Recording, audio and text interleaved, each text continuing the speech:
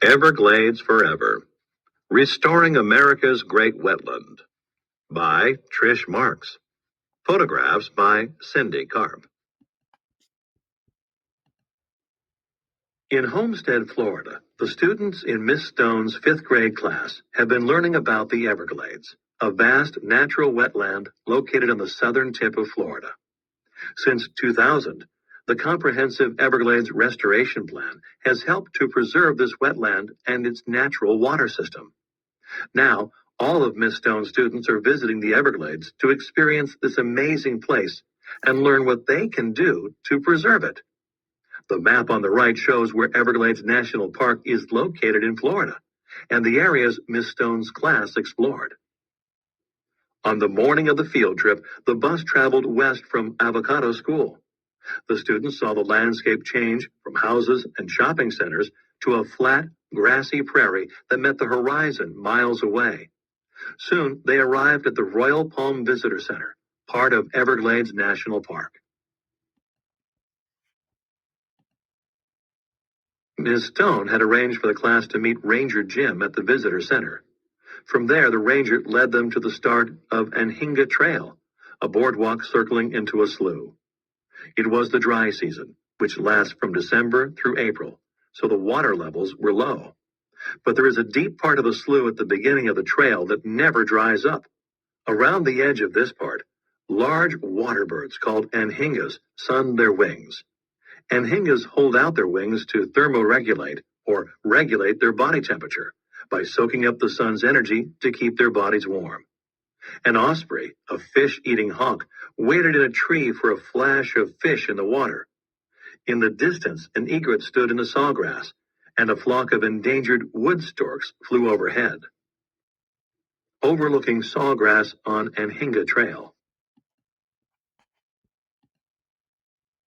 Right now, you'll see many animals close together around the deeper water areas, said Ranger Jim. Fish and smaller water animals had migrated to these deep water areas to search for food.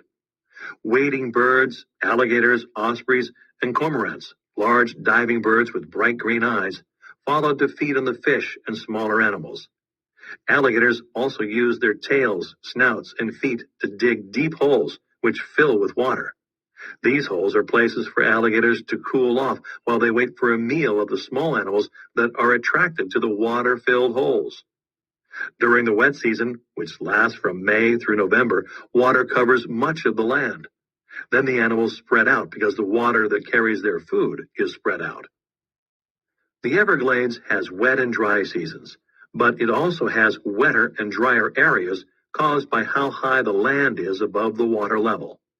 Even a few inches of elevation can make a difference in how wet or dry the soil remains throughout the year. These differences in moisture help create unique habitats, each with its own special set of plants and animals. Great blue heron feeding on fish. Mangrove trees. One of the lowest Everglades habitats is the mangrove swamp, which is named for the mangrove trees that line the islands and bays leading into the ocean. Fresh rainwater flows toward these areas and mixes with the salty ocean water, making the water in mangrove swamps brackish. The mangrove trees have specially adapted roots and leaves so they can live in this salty, muddy water.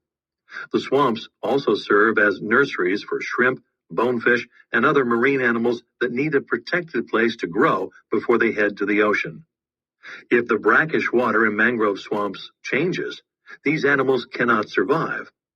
Since two goals of the restoration plan are to allow Everglades water to flow more naturally to the ocean and to regulate the amount of fresh water flowing during each season, animals of the mangrove swamps, including pelicans, sea turtles, and the endangered American crocodiles and manatees, will be helped to survive. The class was too far from the ocean to see a mangrove swamp, but as they walked the Anhinga Trail, the students saw several of the Everglades habitats. The slough filled with slow-moving water stretched in the distance.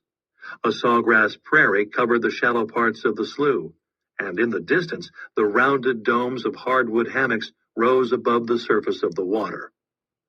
As the students came to the end of the Anhinga Trail, Ranger Jim pointed out a gumbo limbo tree. It's also called a tourist tree, he said, because the bark of the tree peels off, just like the skin of sunburned tourists. Then he directed the students back to the bus for a short ride to a pine forest called the Pinelands. Ranger Jim took the class on a hike through the Pinelands, one of the driest habitats in the Everglades. The sunlight filtered through the trees. Everything was quieter than on the Anhinga Trail. The floor of the Pinelands is covered with cabbage palms, marlberry bushes, blue porter flowers, and other vegetation that help absorb sounds from the outside world. This is where you'll find solution holes, Ms. Stone told the students. They searched the forest for the large holes that have been carved out of the limestone by tannic acid, a chemical formed when rainwater mixes with the pine needles and other leaves in the forest. Small animals live, feed, and raise their young in the solution holes. The students also watched as a tiny yellow tree snail nestled under the bark of a tree, eating a growth on the tree called lichen. They saw a red-shouldered hawk swirl in the sky, and they waited for a golden orb spider to catch its next meal in its web close to the ground.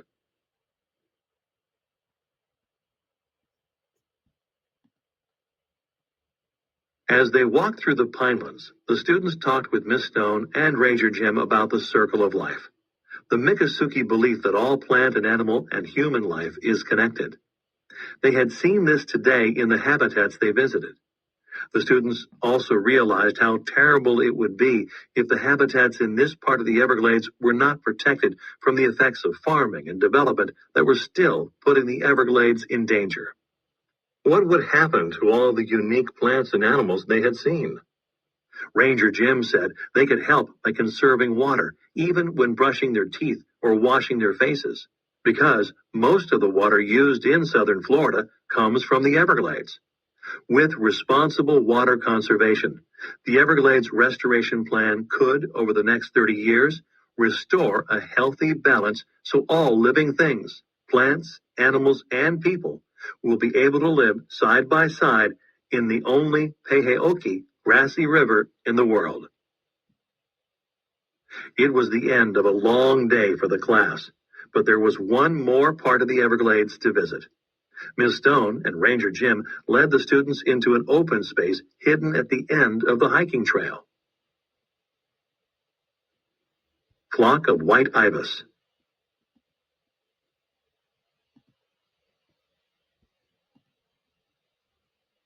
This is a finger glade, Ms. Stone said. It's a small part of the sawgrass prairie that does not stay wet all year. During the wet season, the finger glade would be filled with water and fish. But now the ground, which is higher than the larger sawgrass prairies, was dry and hard. For a few minutes, you can walk as far as you like and enjoy the finger glade, said Miss Stone. The students fanned out. Some pretended they were birds flying low overhead. Others studied the sawgrass, pretending to be explorers discovering the glade. Still, others talked about how the hard ground on which they were walking would turn into a lake deep enough for fish to swim through during the wet season. And some just lay on their backs, looking at the sky and the ring of trees around the glade. When the students came back, they sat in a circle close to Miss Stone. "Close your eyes," said Miss Stone, "and listen. Do you hear cars?" she whispered. "Do you hear sirens? Do you hear people? What do you hear?" Silence. "You are not going to find silence like this anyplace else in the world," Miss Stone said quietly. "This glade is protected by a circle of trees and marshes and natural wildlife. It is far from the noise of the outside world. It's full of silence. Anytime you are in a sawgrass prairie like this one, stop and listen to the silence."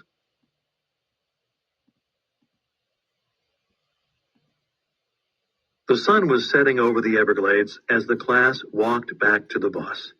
Birds flew low over the sawgrass prairie. It was a peaceful time, a time for everything to settle down for the night. The students knew that for the near future, the Everglades would look the same and might even be almost the same. They also knew about the dangers facing the Everglades and that it would not stay the same unless people watched over it and took care of it. Restoring the Everglades will take a long time, and it may never be finished. But the students knew they could play a part as they grew older. They had learned that they too were a part of the Everglades, connected in the same circle of life with the tiniest insect and largest alligator. They knew that someday, in the not too distant future, responsibility for the Everglades would pass onto them. They would become the guardians and protectors of the only Everglades in the world, helping this wild and wonderful place go on forever.